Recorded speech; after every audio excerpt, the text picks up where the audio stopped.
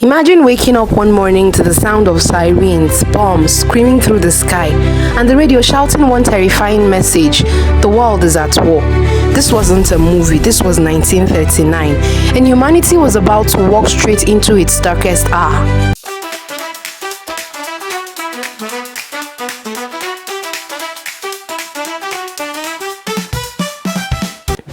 It all began with one man, Adolf Hitler, a failed artist from Austria who rose from the ashes of World War I, promising to restore Germany's pride. But behind his speeches was a thirst for power and control unlike anything the world had seen. Hitler believed Germans were a superior race. He wanted more land, Lebensraum, and he was ready to take it by force. In 1939, he sent his army storming into Poland. Tanks rolled through cities, planes roared over villages. The world watched in horror. Within days, Britain and France declared war on Germany. The Second World War had begun. At first, Hitler's army seemed unstoppable. Poland fell, then Denmark, Norway, Belgium, the Netherlands, and finally France. In just months, Hitler's troops marched through Europe like a storm.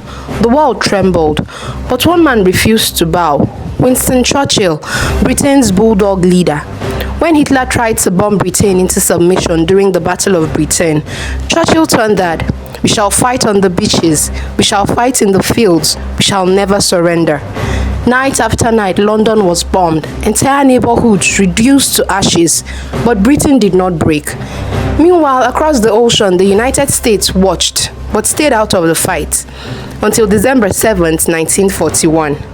That morning, the sky over Pearl Harbor, Hawaii exploded in flames. Japanese planes screamed down, dropping bombs on American ships. Hundreds of sailors died in minutes. The next day, the US declared war on Japan and joined the Allies against Germany and Italy. The world was now truly at war, from the icy fields of Russia to the jungles of the Pacific.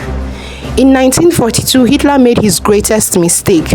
He invaded the Soviet Union. He thought it would be quick, but the Russians fought like lions, especially in the frozen ruins of Stalingrad, one of the bloodiest battles in history. The German army froze, starved, and eventually surrendered. It was the beginning of the end for Hitler. Meanwhile, in Africa, the Allies crushed German forces under General Rommel. In Italy, Mussolini's fascist dream collapsed. And on June 6, 1944, D-Day, the Allies launched the largest invasion in history.